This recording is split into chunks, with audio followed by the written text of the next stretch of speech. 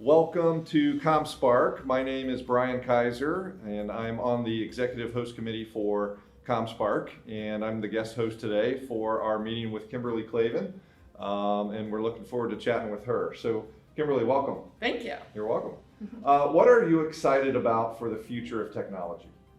Well, I have kind of a passion right now that I've been following that I'm super excited about, and that's related to servitization. So the idea of the fact that hardware companies are no longer selling products, but they're selling a service, and there's a product that's sort of a tool to delivering the service.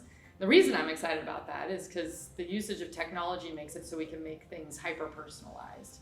And so we're really focusing more on the consumer and the consumer's needs and the outcome of what their needs are versus just functional specifications in engineering.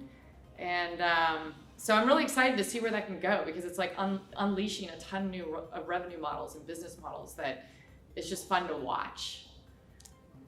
Yeah, so do you feel we're doing a good job at bringing all perspectives to the table when designing the consumer engagement? We are. I think we're getting there. I think in the past, now that we have the technology, we have the data, and we can do this hyper-personalization because we have it, we've suddenly realized that we need to have all perspectives at the table, because now we're really looking at the consumer, and there are all sorts of different types of people, and we need to figure out what the needs are. So then that means we need to have different perspectives at the table when we're putting these things together, when we're designing and engineering. And so it's fun to watch that, because I do think that we're getting much better at it. I remember when I graduated with my bachelor's, I had an interview with a company designing products specific for women. And I went in there and there wasn't a single, they were all like older men. And I was like, and nowadays, I know this group very well. It's very diverse. They've really worked on those metrics to get the different perspectives at the table.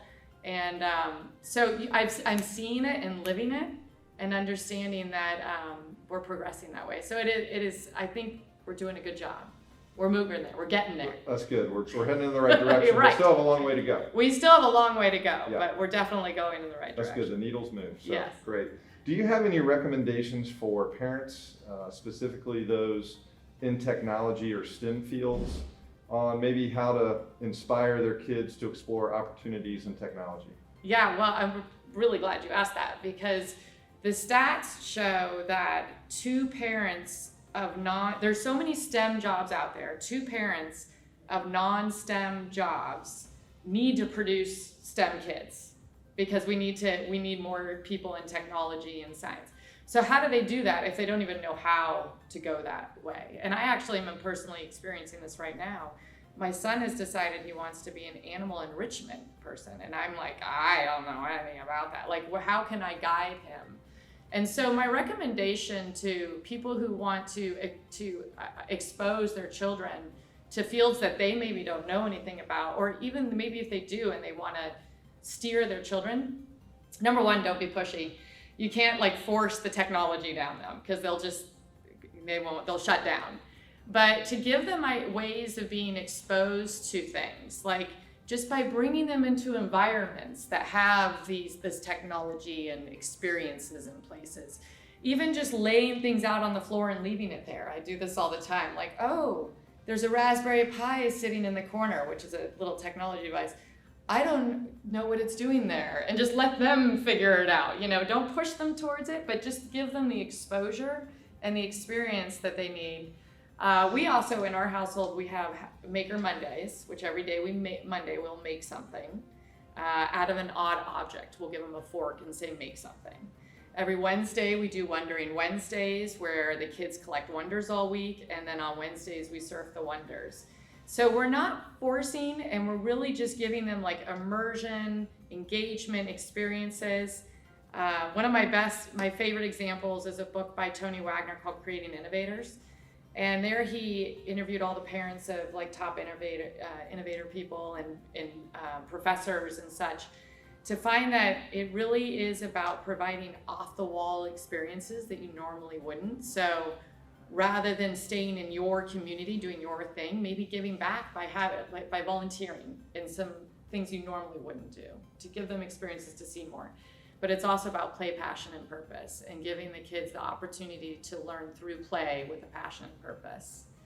So that would be my tip to those parents that really want to expose their kids to this area. Gosh, I want to hear more about this because I have 3 children myself, and I like some of your ideas. What are some other things that you guys implement in your home or try to get your kids engaged? Oh yeah, well, my favorite thing that we do is Tear Apart Saturday.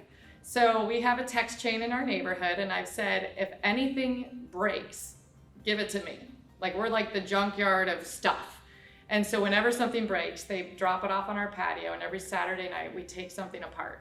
Take apart Saturdays. And then the kids take the parts and they repurpose them. So both of them have maker spaces in their rooms, but they're just like pipe cleaners and pom-pom balls. We don't have a 3D printer or anything fancy in there. We do have the Raspberry Pi that I left on the floor, but and then they've got all this stuff like from old printers and like TVs and a steamer and all these stuff that they repurpose and put together. And it's amazing because in the mornings they'll come out of their rooms, because we sleep in and then they're making.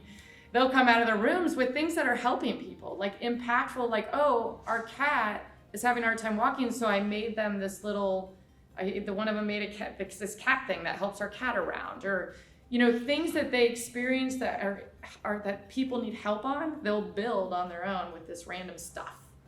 So that's another good one. That's really cool. So do you have something each day of the week?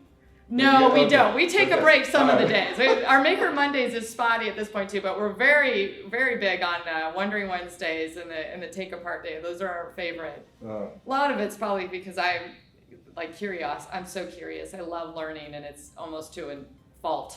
So as for me, I'm like a kid myself. Like, so I'm driving a lot of like, ooh, let's play this. Oh, this sounds fun. This sounds fun. Well, thanks for sharing. You're welcome to come over and take stuff apart. that would be good. I might steal a few of your ideas. So, well, thanks for your time today. That kind of wraps up our questions. And for those of you that want to learn more about ComSpark, please visit comspark.tech. And this is Kimberly Clavin, and appreciate your time. Thank you very much. Have a good one. Thanks. Yep.